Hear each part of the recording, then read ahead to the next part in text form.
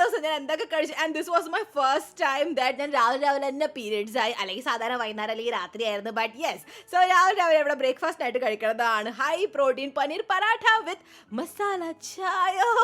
എന്ത് നല്ല സ്റ്റാർട്ടായിരുന്നു. അത് കഴിഞ്ഞ് ഐ വാസ് ക്രേവിംഗ് ഫോർ നല്ലൊരു കേക്ക് കഴിക്കണമെന്ന്. പക്ഷെ ഞാൻ ഒന്നും ഓർഡർ ചെയ്യില്ല, സ്വയം ഉണ്ടാക്കാന്ന് വിചാരിച്ചു. അതിൻ്റെ ഇടയ്ക്ക് എനിക്ക് ഒടുക്കത്തെ വയറും നടും ഒക്കെ വേദന എടുക്കുമായിരുന്നു. ബട്ട് സ്റ്റിൽ ഞാൻ ഗിവ് അപ്പ് ചെയ്തില്ല. ഞാൻ എന്തായാലും തുടങ്ങി വെച്ചാൽ അപ്പം എന്തായാലും ഇത് ഇനി അവസാനിപ്പിച്ചിട്ടേ കാര്യമുള്ളൂ.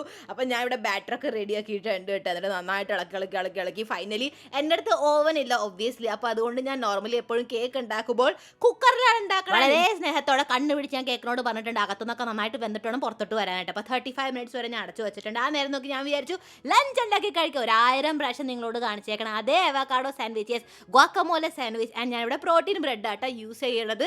അപ്പോൾ അതൊന്ന് നോർമൽ ഒന്ന് റോസ്റ്റ് ചെയ്തെടുത്തിട്ടുണ്ട്. എന്നിട്ട് ഈ ഒരു ബാക്കി കഷ്ണം ഇത് ഒരു ഉപകാരം ഉണ്ടാവാറില്ല. അപ്പോൾ ഞാൻ അത് അങ്ങനെ തന്നെ കടിച്ച് തിന്നു. എപ്പോഴും എനിക്ക് പെട്ടെന്ന് ഓർമ്മ വന്നിട്ട് ഫില്ലിംഗ് നിറച്ചുകൊണ്ടിരിക്കുമ്പോൾ. ആൻഡ് ബൈ ദ ബൈ ഞാൻ 3 ലെയറാണ് ഇവിടെ ഉണ്ടാക്കുന്നത്.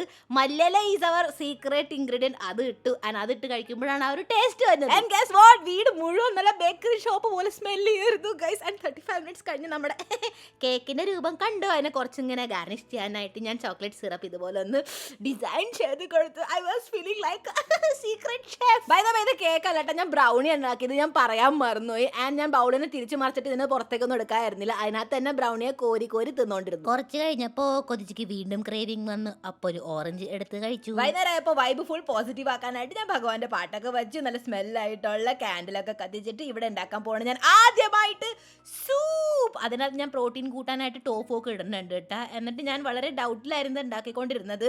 കാരണം ഇതിൽ നിന്ന് സ്മെല്ല് വരുന്നത് എനിക്ക് ഒട്ടുമേ പിടിക്കണുണ്ടായിരുന്നില്ല. ടു ബി ഓണസ്റ്റ് എൻ്റെ വായന്ന് ഒട്ടുമേ വെള്ളം വന്നിട്ടുണ്ടായിരുന്നില്ല. ആൻഡ് നിങ്ങളോട് എനിക്ക് അധികം സ്നേഹമുള്ളത് കൊണ്ട് ഇത്തവണ ഞാൻ വിചാരിച്ചു ആദ്യം നിങ്ങൾക്ക് തന്നെ ടേസ്റ്റ് ചെയ്യിപ്പിക്കാനായിട്ട്. ഞാൻ വളരെ ഡൗട്ട്ഫുള്ളി പേടിച്ച് ഇത് ടേസ്റ്റ് ചെയ്ത് നോക്കി. വൃത്തികെട്ട ടേസ്റ്റ് ആയതുകൊണ്ട് ഞാൻ കുറച്ച് നാരങ്ങ ആഡ് ചെയ്തു.